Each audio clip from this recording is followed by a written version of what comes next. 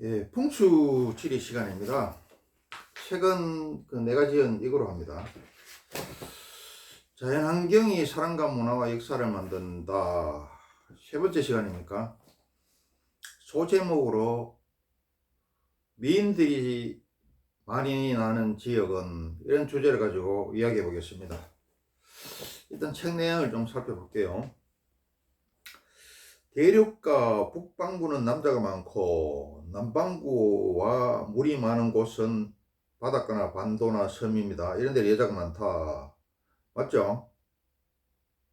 대륙과 북반구는 남자가 많죠. 그래서 중국은 여자가 부족해서 항상 우리나라한테 공여를 요구를 했죠. 또 북방민족, 북방용어민족이 중국을 쳐들어간 것도 뭡니까? 생활 물자나 또 여자나 노예를 갖다가 끌고 가려고 쳐들어온 거죠. 남반부하고 물이 많은 곳은 여자가 많더라. 왜? 여자는 땅과 물의 대표선수고 땅과 물의 기운을 받고 만들어졌다 그랬죠. 그래서 땅과 물의 특성을 가지고 있더라. 열대지방이나 남반부는 느긋하고 낙천적이며 주로 목의 중심 사이이다. 동남아시아 가니까 전부 다 엄마가 대빵이죠. 할머니가 대빵이고. 열대지방일수록 키가 작고 피부가 검고, 날씨가 추운 북쪽으로 갈수록 키가 크고 피부가 희다. 이거는 햇빛을 더 받기 위해서 표피 면적을 늘려서 그렇습니다. 그래서 키가 크고 덩치가 큰 거고, 햇빛을 덜 받기 때문에 피부가 희죠. 미인은 북쪽의 추운 곳이 많고, 북한 평양이라든지 강계, 우크라이나, 러시아, 벨라루스 이런 지역이죠. 동서양의 여러 문명과 민족과 대륙이 만나고 교차하는 곳에 많다. 이란이나 이스라엘 이쪽을 말합니다. 동서양의 여러 문명과 민족과 대륙이 만나고 교차하는 곳, 이런 곳에 미인들이 많더라. 전쟁이 많았던 곳도 미인이 많습니다. 왜 그런가 하면은 그만큼 혼혈이 많이 일어나겠죠. 자, 이거에 대해서 세부적으로 한번 풀어보겠습니다. 미인이 많이 날라 그러면 일단은 땅과 물이 좋아야 된다. 왜? 여자는 땅과 물의 기운을 받고 만들어졌다 그랬죠. 그리고 기후가 좋아야 된다. 열대지방은 뭐 피부가 타가 안 되죠. 키도 작고. 추운 지방이어야 된다. 추운 지방이라 해야 되지 키가 크고 피부가 힙니다.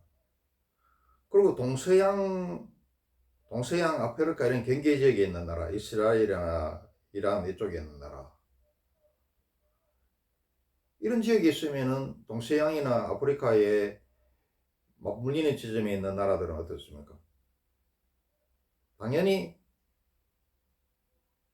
혼혈이 많이 일어나겠죠. 그렇다 보니까 미인이 많다.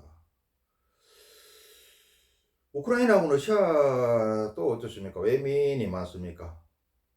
우크라이나, 러시아, 벨라루스 이런 데 왜 미인이 많습니까?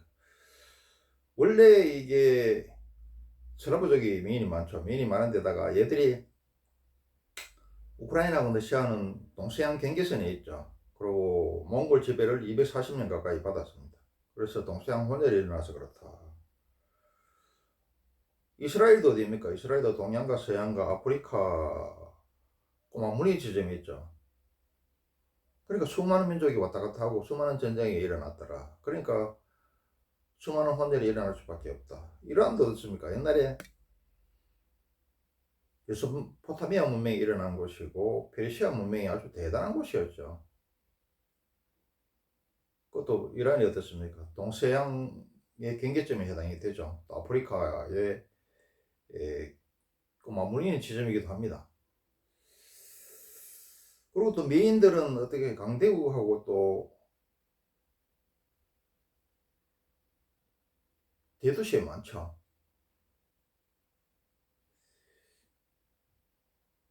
이게 우리나라 같은 경우에는 어떻습니까? 우리나라 같은 경우에는 평양이나 강계에 미인이 많다 그랬죠. 평양에 직접 가보니까 그렇게 들판이 좋을 수가 없고 그렇게 물이 좋을 수가 없어요. 대동강 보통강. 그러니까 미인이 많을 수밖에 없다. 그리고 첫째 땅과 물이 좋아야 미인이 있다고 그랬죠. 그 우크라이나 같은 경우는 세계적으로 가장 비옥한 땅입니다. 제일 좋은 땅이더라. 그러니까 세계 최고 미인이 나더라. 기후가 북반부에 미인이 있다고 그러죠. 남반부는 햇빛이 타서 키도 작고 피부도 시커멓죠. 북반부에 있는 나라들, 우크라이나, 러시아, 벨라루스라든지 북한이라든지 추운 지역이 해야 된다. 추운 지역에 러시아, 우크라이나, 평양, 관계 이런 데죠. 동서양이 만나는 곳이다. 동서양, 아프리카 만나는 곳이다. 길목이다. 통로다. 당연히 혼혈이 많이 일어날 수밖에 없다. 이스라엘, 이란, 우크라이나, 러시아는 동서양의 경계에 있는 데다가 몽골 지배를 240년간 받았다.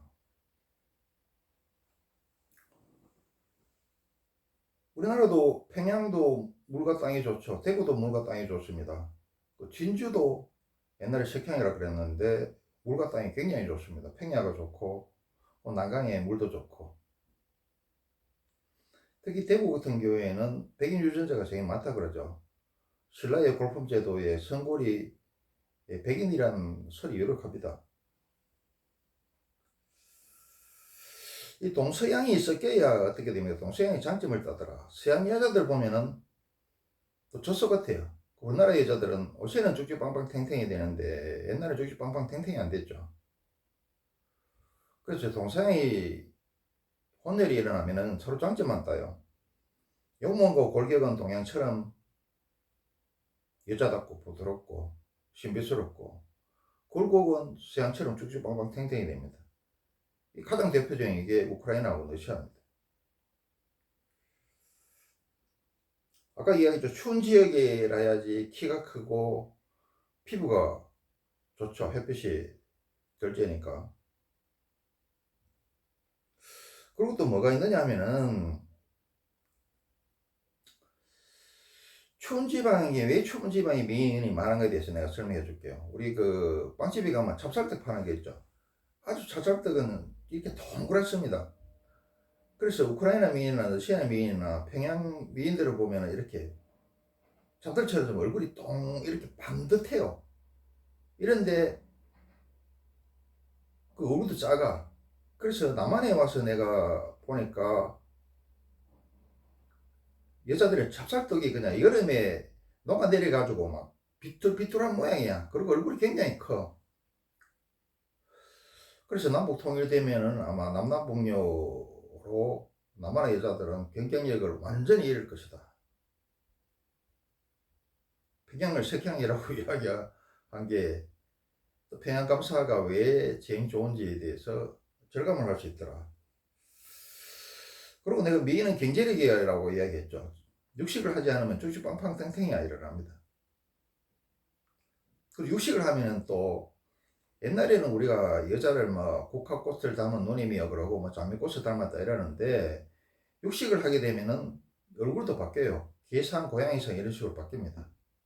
그리고 평양 여자들은 아직까지는 그냥 그 들꽃을 닮은 그런 여자들 미인들이라. 근데 우리나라는 벌써 육식을 해가지고 계산 고양이상으로 바뀌고 쭉쭉빵빵 탱탱이 되죠.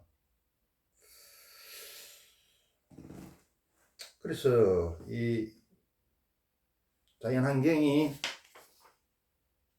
사랑과 문화 역사를 만들더라. 미인도 자연환경이 만들어내더라. 미인이 많고 적금도 자연환경에 따라서 틀려집니다. 근데 베네수엘라는 세계 미인대회에서 최고 우승을 많이 했는데 여기는 해당되는 게 하나도 없어요. 이거는 뭐 남반부에 있는 데다가 남반부는 아니지만 열대지방에 있는 데다가 뭐 혼혈은 일어났지만 혼혈 거기만 일어난 게 아니죠. 중남미 쪽에는 뭐 혼혈이 거의 다 일어났는데 얘들은 지역적인 것보다 인공적인 게 강한 것 같아요.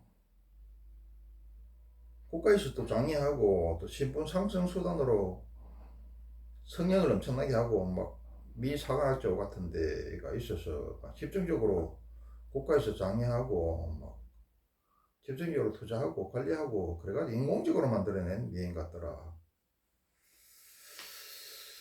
자, 오늘은 자연환경이 사람과 문화와 역사를 갖다가 만든다. 미인이 많은 지역에 대해서 한번 알아봤습니다.